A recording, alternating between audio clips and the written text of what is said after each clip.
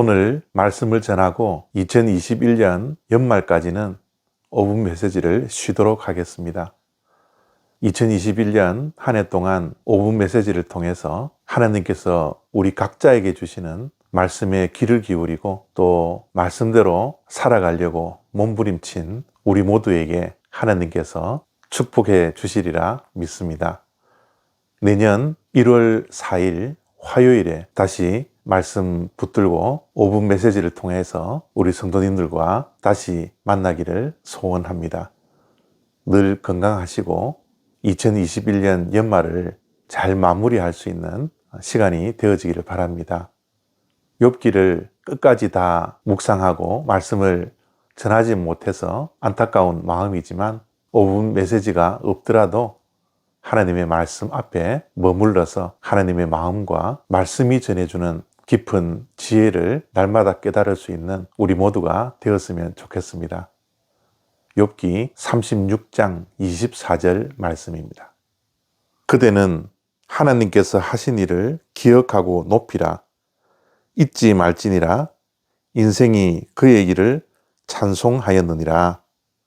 아멘. 엘리후는 좋은 역할일까요?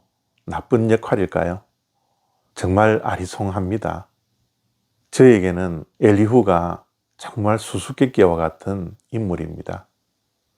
엘리후의 말이 끝나가는데 여전히 엘리후가 왜 하나님께서 등장하시기 전에 나타났는지 그 이유에 대해서 정확하게 잘 모르겠습니다.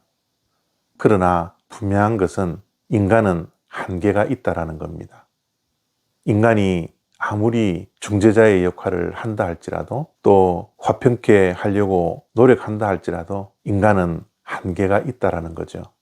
엘리후도 마찬가지였을 겁니다.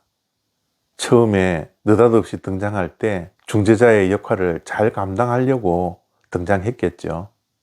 그러나 그도 인간인지라 중재의 역할을 하는데 한계가 있음을 우리가 말씀을 통해서 확인할 수밖에 없었던 것 같습니다. 엘리후는 욥이 그렇게 궁금했던 고난의 이유를 끝끝내 밝히지 못합니다. 욥에게 시원한 해답을 줄 수 없었던 것이죠. 그 해답은 인간이 줄 수 없습니다. 오직 하나님만이 고난의 이유를 대답해 줄 수 있는 것이죠. 그러나 엘리후가 정말 잘한 것 가운데 하나가 욥의 세 친구와 같지 않고 마지막 부분에 의인도 고난을 받을 수 있는 가능성을 열어놓았다라는 것이 엘리후가 한 역할 중 가장 잘한 역할이라 생각합니다. 고난의 원인은 답을 줄 수 없지만 고난의 목적에 대해서는 대답했던 것입니다. 고난의 목적이 무엇입니까? 하나님께서 고난을 통하여서 교훈할 것이 있다라는 거죠. 그 교훈을 들을 수 있는 귀가 있으면 하나님께서 회복시켜 주신다라는 겁니다. 그리고 오늘 우리가 읽었던 말씀처럼 고난 중에도 하나님을 기억하며 하나님께 찬송하라는 겁니다. 하나님께서 하신 일을 보고 고난 중에도 찬송하라는 것이죠. 그것이 우리들이 해야 할 것이라고 말씀하고 있습니다. 고난 중에 우울해하지 말고 낙심하지 말고 좌절하지 말고 포기하지 말고 그럴 때일수록 더욱더 하나님께 감사하는 것이 우리 믿는 자들이 고난에 대한 태도라고 말씀하고 있는 것입니다. 그렇습니다. 2021년 한 해를 돌이켜보면 정말 힘들고 어려운 일들이 많았습니다. 자신의 능력으로 감당할 수 없을 만큼 무기력함도 느꼈고 무능력도 느끼는 한 해였습니다. 때로는 낙심도 있고 좌절도 있고 실망도 있는 한 해였죠. 그러나 욥기를 통해서 이런 고난이 있을수록 더욱더 하나님의 말씀에 귀를 기울이고 더욱더 우리의 입술에는 하나님을 찬송하는 찬송이 끊어지지 않아야겠다라는 교훈을 욥기를 통해서 얻게 되었습니다.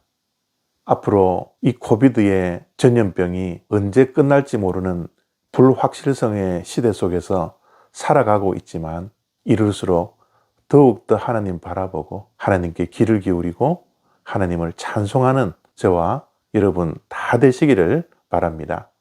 감사합니다.